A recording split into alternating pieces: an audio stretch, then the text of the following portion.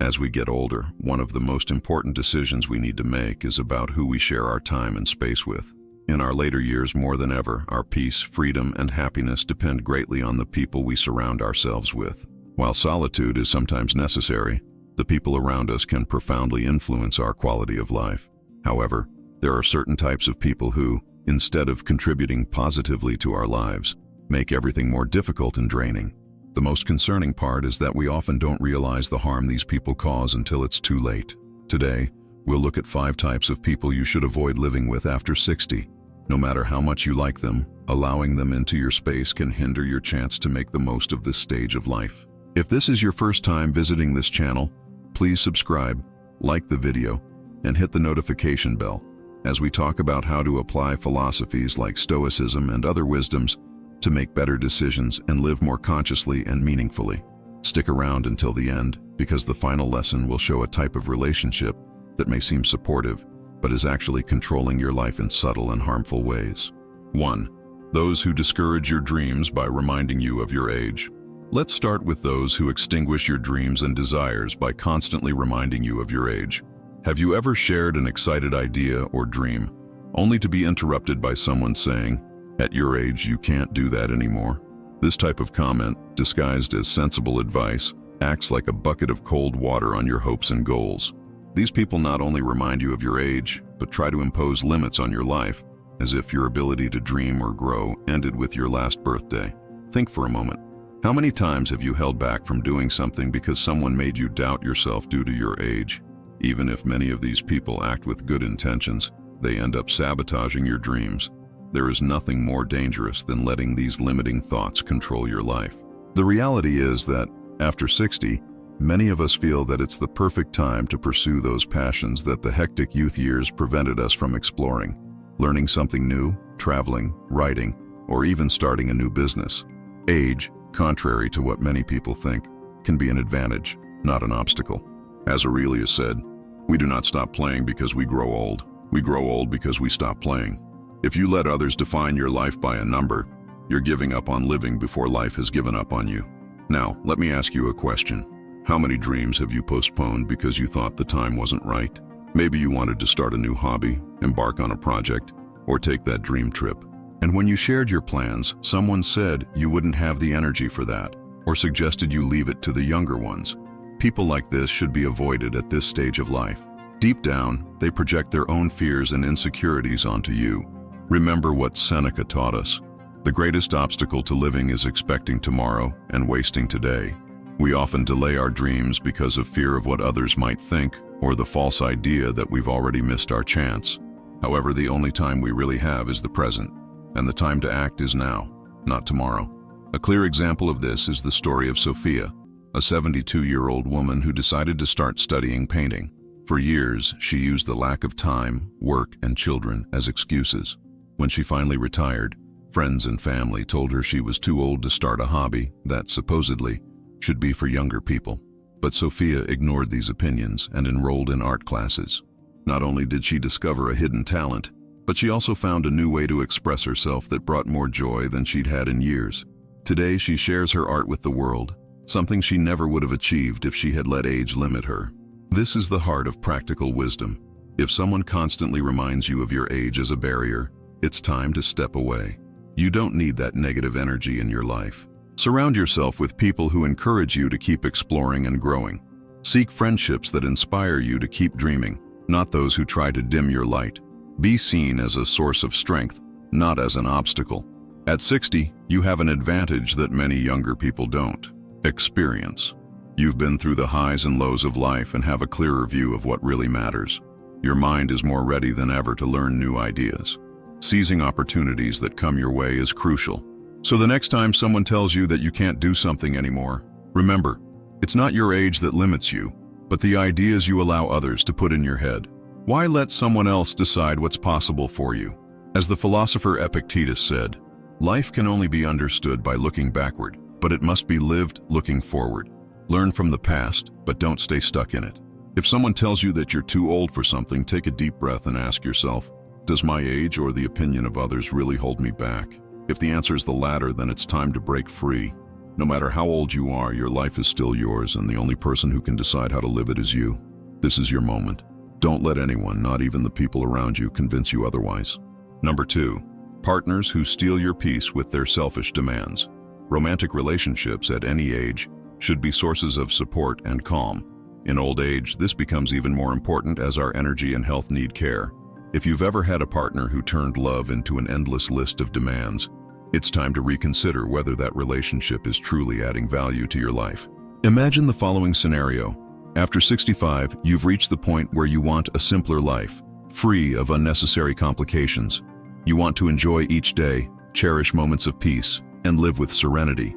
If your relationship is draining your emotional energy, it's clear that it's not healthy for you.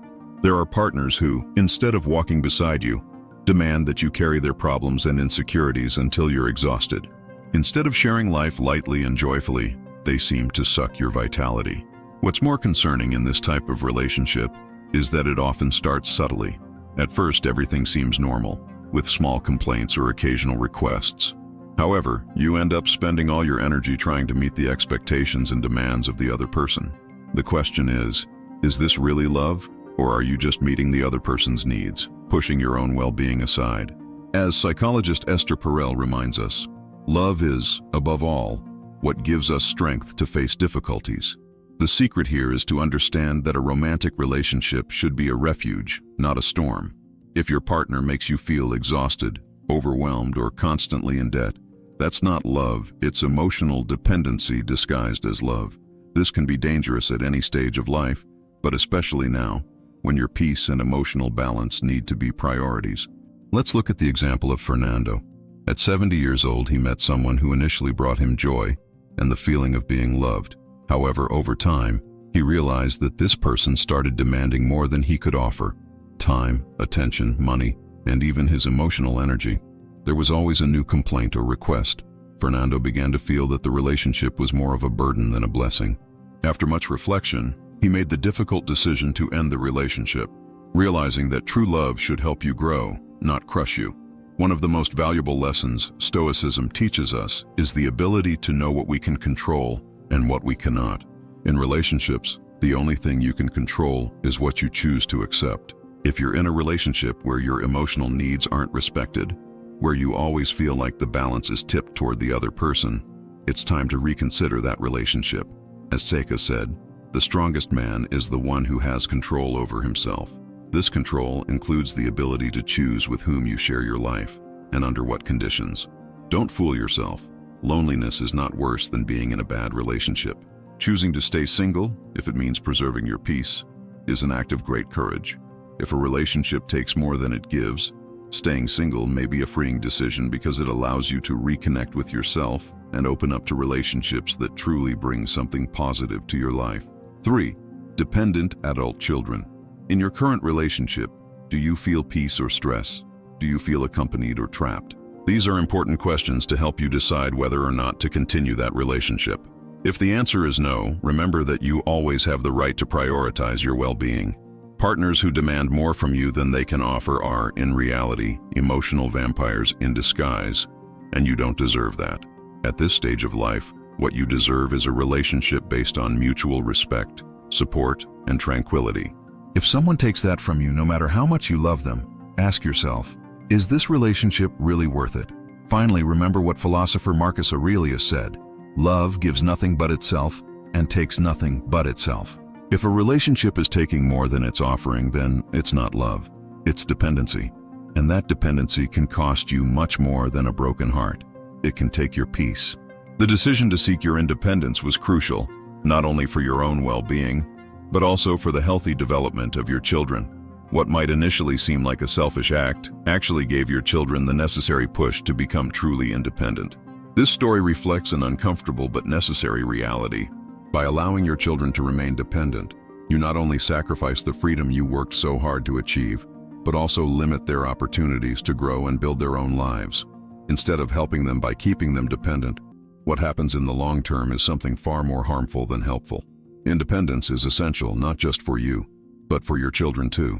If they don't learn to be independent, they will be doomed to continue a cycle of dependency that will prevent them from living fully.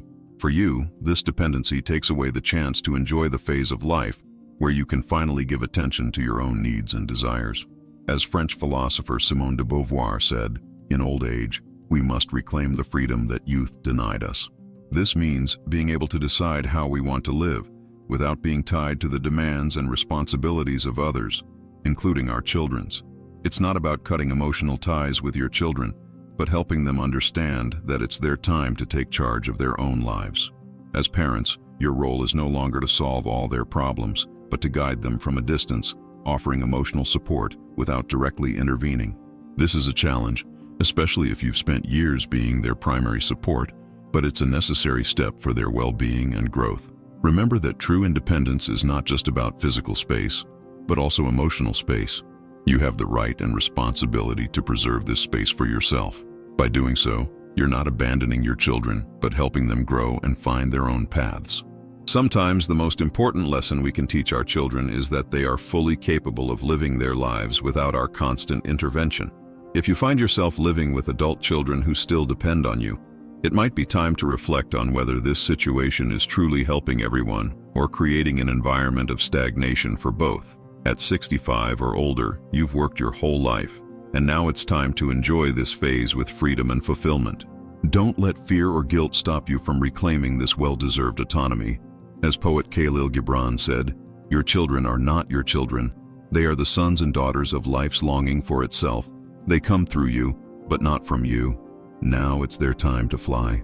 If you're enjoying this video and feel like you're learning new ways to protect your well-being and freedom in old age, I invite you to subscribe and hit the like button. This will help me keep creating relevant content for those who want to live this phase of life with peace, autonomy, and purpose. Stay until the end, as lesson number 6 may reveal valuable insights into the impact certain people can have on your life and how to regain control. The complainers and negative people. Have you ever lived with someone who seems to have a constant complaint about everything? People who, no matter what happens, always find something negative to say? You may not have noticed, but this attitude can be very contagious, especially when you share your daily life with someone like this. At this stage of life, the last thing you need is to be dragged into an endless cycle of negativity, because it drains not only your patience but also your mental and emotional health. When we reach old age, the space we occupy and the people we interact with become more important than ever. It's no longer about being understanding or tolerant all the time, but about protecting the inner peace you've worked so hard to achieve. Remember that people who flood your life with endless complaints, pessimism, and frustration are actually sabotaging your peace of mind.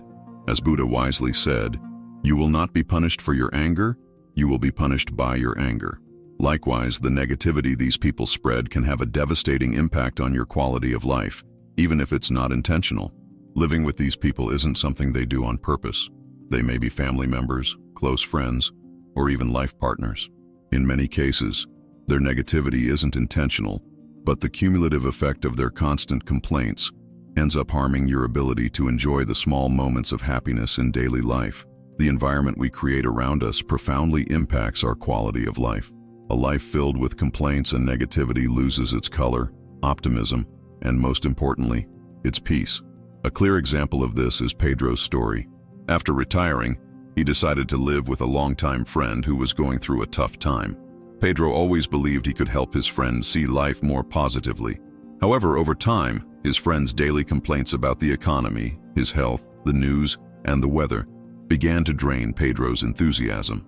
What started as an act of friendship and support turned into a tiring coexistence. Pedro's positive energy made no difference.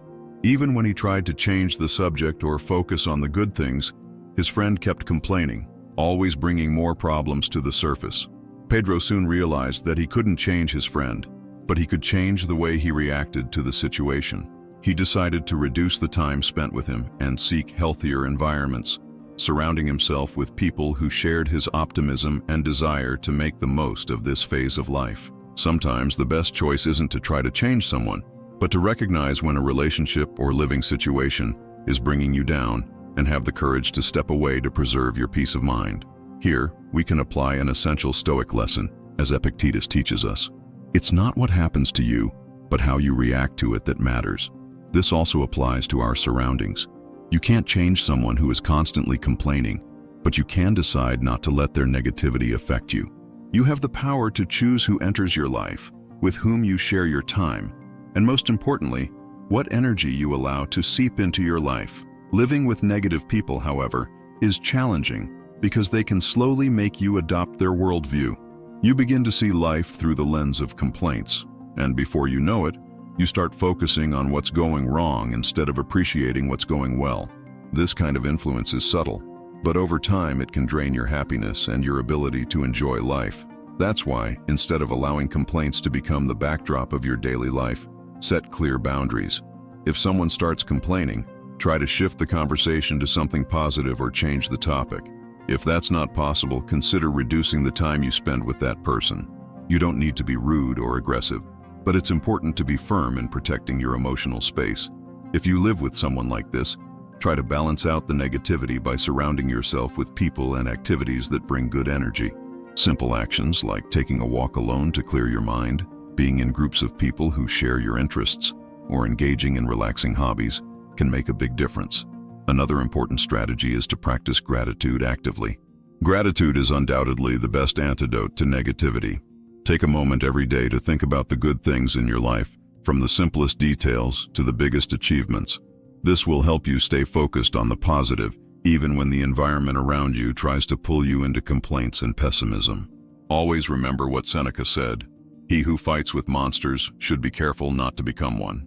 If you spend too much time with negative people, you'll eventually adopt their habits and viewpoints. So don't risk losing your joy and ability to enjoy life just by trying to deal with others' endless complaints. Surrounding yourself with people who renew your energy just by being around and prioritizing your inner peace are essential for your well-being. This is a unique time in your life, one where you deserve to live in peace, and there's no reason to give that up for the sake of others' sensitivities or needs.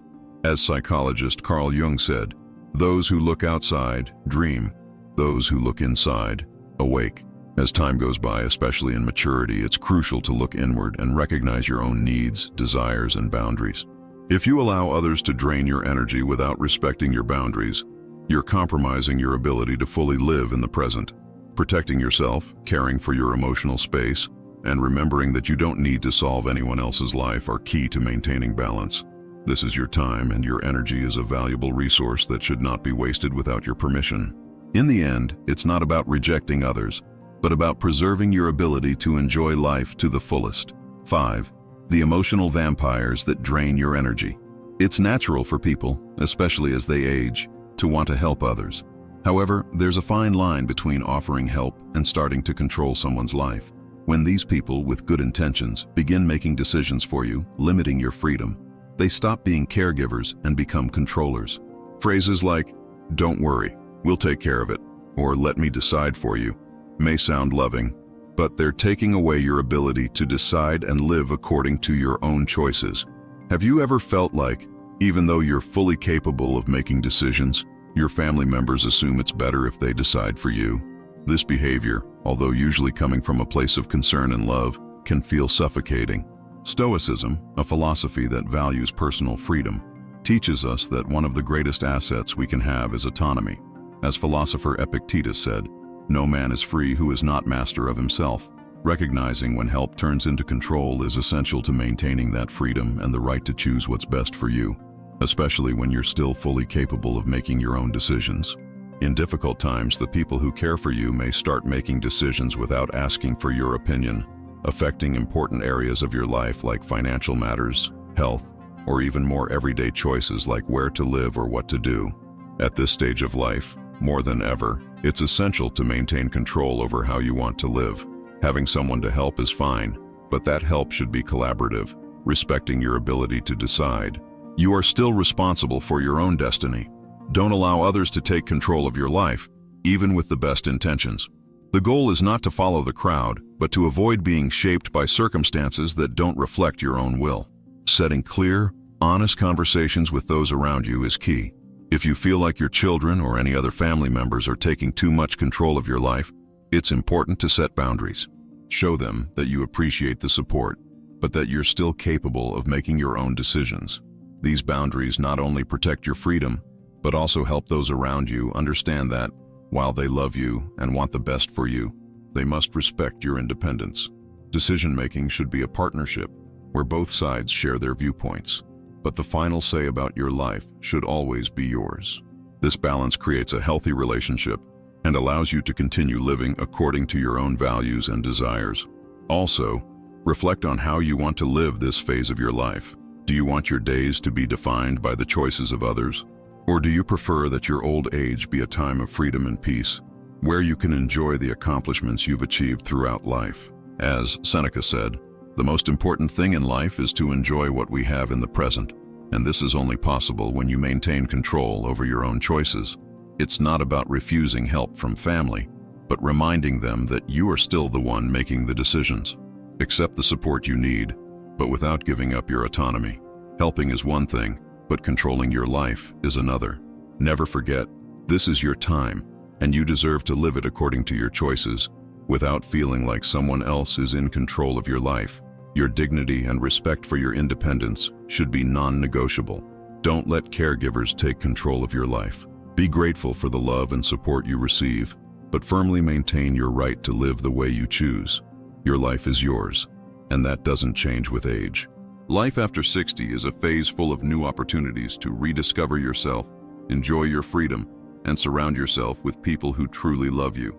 Throughout this text, we've discussed the types of people you should avoid associating with during this phase of life due to the impact they can have on your well-being, inner peace, and independence. These are the most precious things you have. Remember that at this stage of life, it's not just about surviving, but about living fully, making decisions that strengthen you and allow you to enjoy each day with serenity and purpose. The wisdom to choose how you want the coming years to be lived is essential. Surround yourself with relationships that respect your freedom, allow your growth, and above all, fill you with peace. As we've seen, it won't always be easy, but these choices can make the difference between a difficult life and one that is truly happy. Enable notifications so you don't miss the upcoming topics we'll be addressing. If you've made it this far, it means you value your well-being and personal growth, and that deserves to be acknowledged. We know who the committed ones are who stayed until the end. Comment, "It's my time," and tell me where you're listening from. I'd love to know who's walking with me on this journey toward a fuller and more conscious life. Don't leave without sharing this video with your loved ones. Maybe someone close to you needs to hear these words and find a new perspective. Sometimes a simple piece of advice can make a big difference. See you in the next video.